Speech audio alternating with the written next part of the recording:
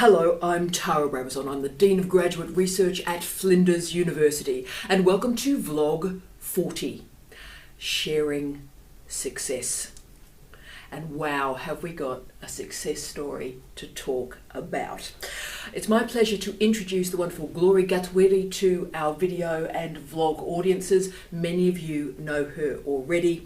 She's been a remarkable PhD student, a credit to this university, a credit to her wonderful country, and she's currently under examination, or indeed, her thesis is.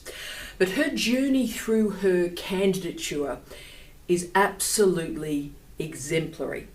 And while her doctorate is currently being examined, she's already achieved a permanent, yes, tenured lectureship post at Southern Cross University.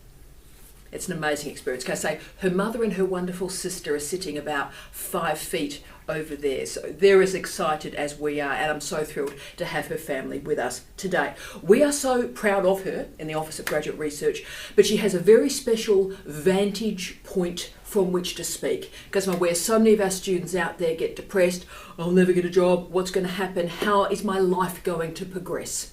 And so there's something quite special and quite wonderful in learning from Glory. How are you, Glory? Good, thanks. Thanks for having me. Oh, I always promised you a vlog. Yes, you did. And your time is now. The question I wanted to start off with, if I can, Glory, is I've always wanted to ask you this actually. From your current vantage point right now, you've completed the thesis, you're in the middle of the examination. Was the PhD worth it? Yeah, the PhD is an interesting journey for me. I think despite all the challenges and the hard work and the late nights and all the reading, it was a worthy journey to do it at the end of the day. And now that I'm in this position, looking down and looking at the journey from a place where I don't have to do that anymore, like the PhD journey is complete, I can feel like I've not only grown intellectually, but I've also grown as a person. There are so many things that I have a deeper, intimate understanding of. You know, I feel more established and more positioned.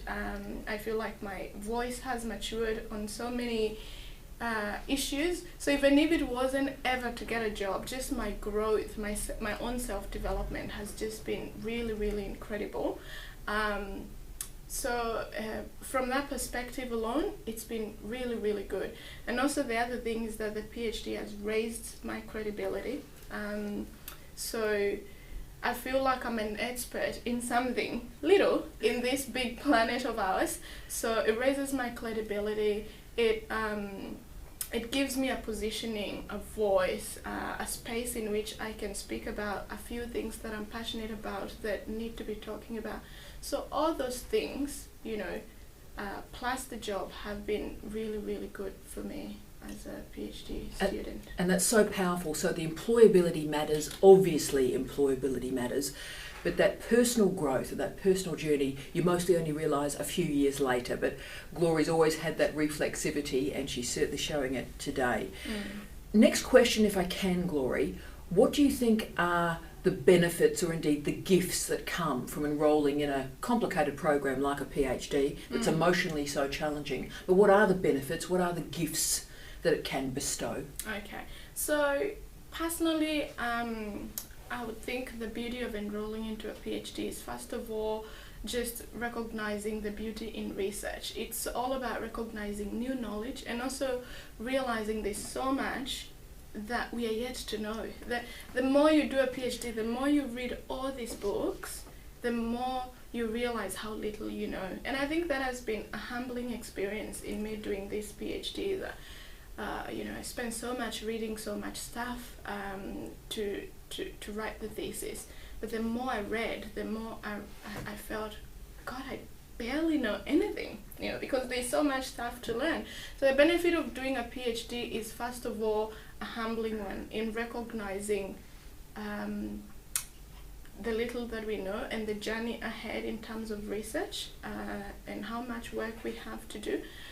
But also, like I said previously, just the benefits of also doing a PhD is about also self-development and self-growth and also credibility, and we need more expertise on the planet at the moment. We need intellectuals, we need scholars, you know. In a world right now where ignorance is celebrated and worn as a badge of honor, we really need more people to embrace intellectualism and to embrace knowledge and to embrace knowledge in a way that is, you know, I think that's the only way we can shape the future, you know, with integrity. So powerful, and a lot of your wonderful colleagues have heard me use the phrase intellectual generosity a lot.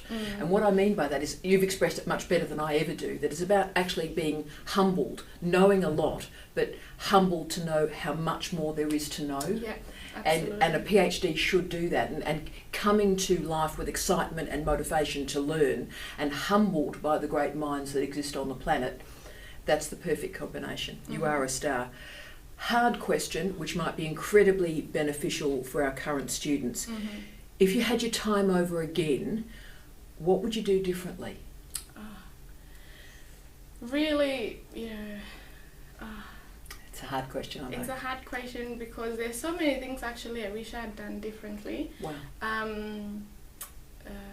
First of all, and I think you and I have spoken about this before, is that before embarking on a PhD, I would have done a really thorough research about the persons who are going to supervise me for my project. Yes. You know?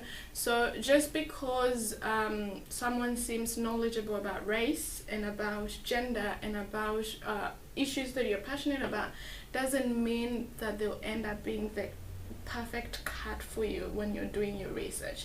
I think that's something I didn't quite understand. As you know, I started my PhD when I was quite young. I was barely 24. I was like, oh, this is a fantastic opportunity. And I didn't really know much about how to approach it. I'd certainly never met anybody I knew personally who had a PhD. Yeah. So I didn't have that mentorship, if you'd like to call it like that. So I sort of like jumped into the deep end and said, all right, I'll try to swim. And that was a big mistake. So before you enroll into a PhD, just make sure that you've researched about the people who are going to support you. These people can either build your career or absolutely break it, because they're your supervisors. They have the supervision looking down on you while you're trying to complete this big project. So I would do that. Make sure that I have conversations, I research, I make sure that I have the right fit for the person. And then secondly, just to recognize or even plan how tiresome, tedious, lonely a PhD can get, and plan for that. You know, you will lose friendships, sometimes even relationships, because you're working many hours. And sometimes people don't tell you that. They'll be like, oh, you'll be great, you know. And sometimes you get into the deep end, you realize, I don't go out anymore. I don't do any fun things anymore.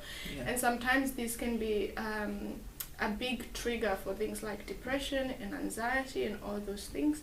So planning your time adequately, you know, not locking yourself into the office, you know, many hours and not going out, all those things are really important into having a balanced life while you're doing your PhD. So don't neglect your friends or your partners or, you know, the support that you're getting. Try to get more balance. And I think I didn't do that very well in the first 2.5 years of my PhD, and I struggled. But towards the end, I was able to bring it all together. Yeah, because I mean that balance, they call it work and life balance often these days, but it's finding the life that allows you to freshen up so you can come back to the thesis with energy and fabulousness. And I think you're right, by the end of your thesis, you handled that magnificently. You were coming to it fresh every day. Yes, absolutely. So very powerful. Tell us about your thesis and publishing. Now, what have you already published, and what are your plans, Mrs.? My thesis, you know, just very passionate about it, so stop me if I go on and on about it. So my thesis is about interrogating the dynamics around African womanhood, gender, health and sexuality, but also using the case study of women with vaginal fistulas. Yes. And for those of us who don't know what vaginal fistulas are, they're abnormal opening between the vagina and another body part, which are mostly caused by obstructed or prolonged labor, or sometimes sexual trauma. Yes. And what happens is that these leave women incontinent of feces and sometimes urine.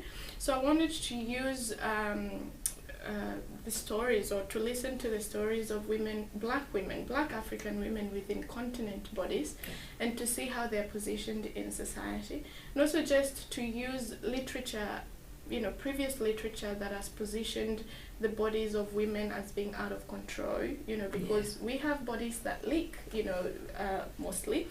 And we know how that is talked about in the South, we know how that is positioned and constructed. So when you're leaking other things, and especially when you're leaking urine, how does that body move into the society? How is it presented? How is it accepted or excluded in the society? And especially when it's a black body. Indeed. Especially when it's a black African body. So that was my whole thesis, interrogating all those dynamics about womanhood, Africanness, gender and sexuality, and how they all contribute into providing this richness of stories of women with vaginal fistulas. Yeah, it sort of like changed along the way. This is not what I started out doing, and then along the way, as I kept reading, and also while I was looking at my data, I recognized, the data is actually telling me something different from what I started out thinking that I would do. So it's trusting the data that it'll provide you with the information on where you'll go with your research. And that's a great sign. The data should always lead the interpretation rather than the other way around. That's fantastic. Right. But you've already published, I think, 2 or 3 articles, or are we at more now? 1, 2. I've published about 6 now. 6. And 3 are under review. That's phenomenal. Yeah. Now, have I been able to convince you that it's a book yet?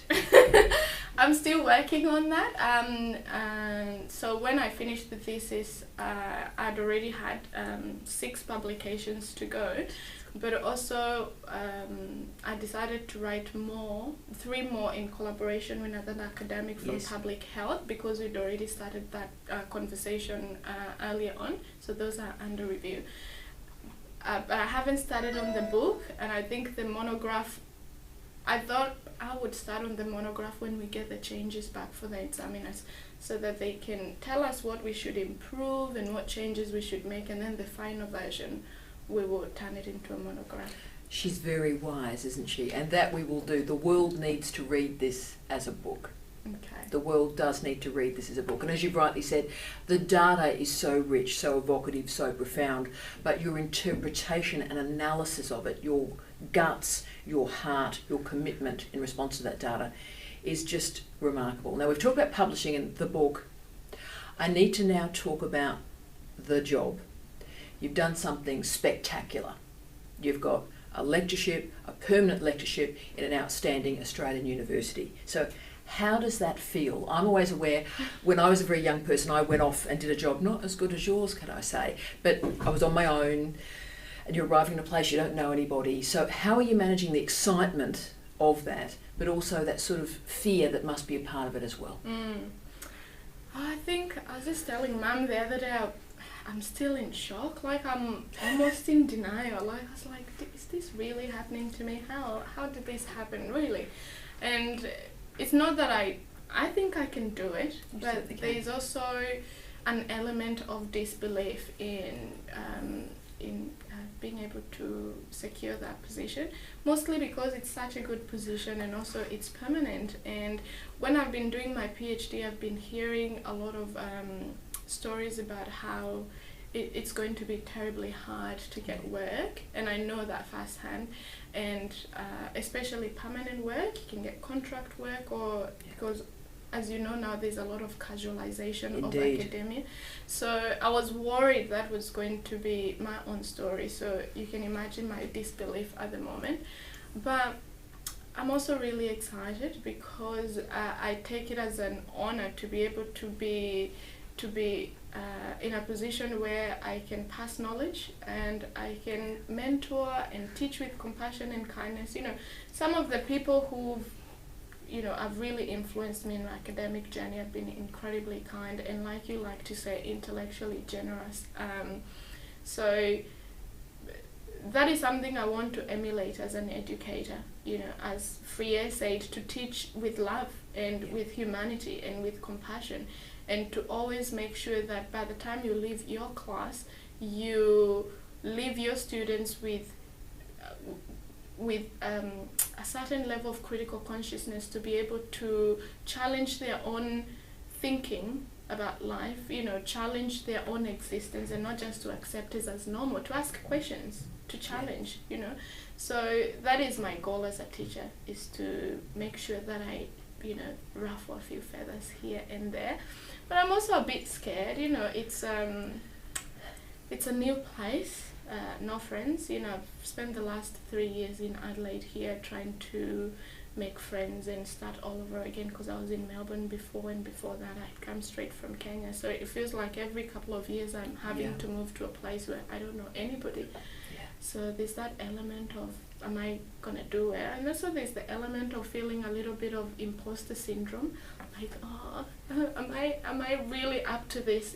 Can I really do it as well as they expect me to do?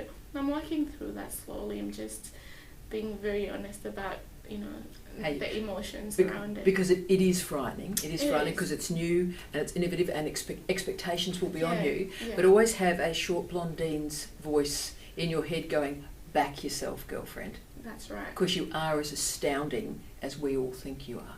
Oh, thank you. You are. And those students, indeed this country is incredibly lucky to have you. Thanks. Final question. We've got a lot of students out there, and yes, at Flinders, but actually internationally, who watch this vlog, and they're going through a troubling time. And they're getting up in the morning and they're asking themselves, why am I doing this PhD day after day? Why am I doing that? How would you speak to them? What would you say to them to help them get through that day? Yeah, I would say, first of all, it is normal to feel like that. You're just because you're struggling with those feelings doesn't mean that you're not intellectually capable to finish it. So that's one thing. I don't think I've met any PhD student who's not had those feelings of, oh my god, am I gonna do this? How am I gonna finish? By the time you study such a huge project and you don't see the light at the end of the tunnel, it's like you're swimming in the dark, and those feelings are normal. And also because your PhD becomes your whole life, every time you watch a television, a skit or whatever, you're thinking, that could be my analysis, so you never really switch off. Yeah.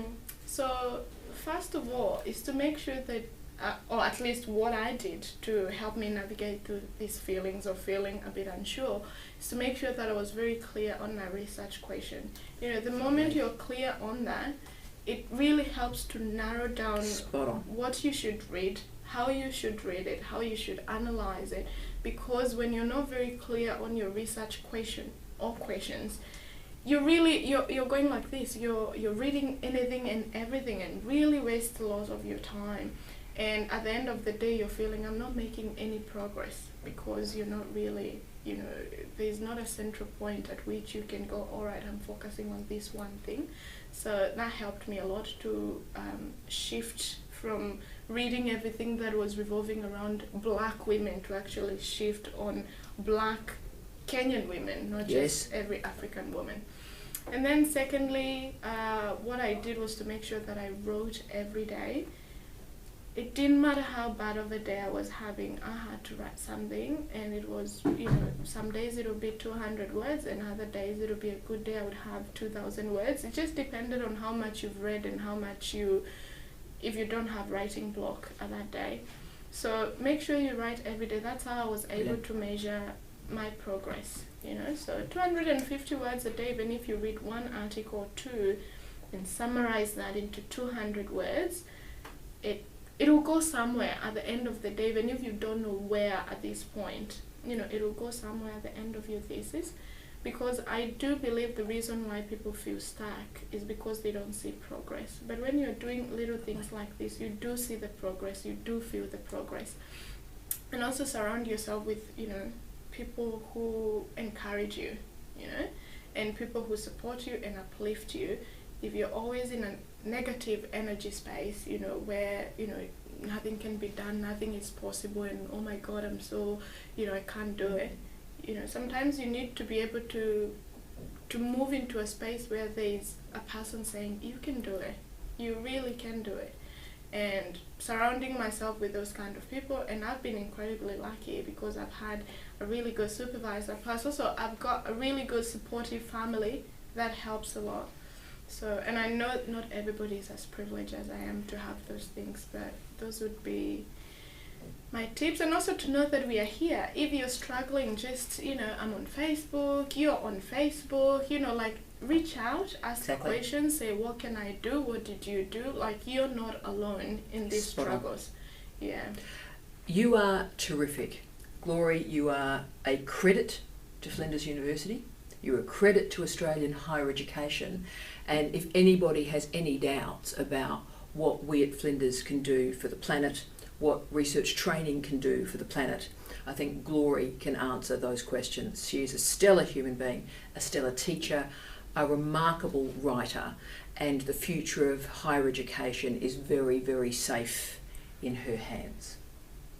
I wish you love, light, and peace. Glory and T, out. Yay!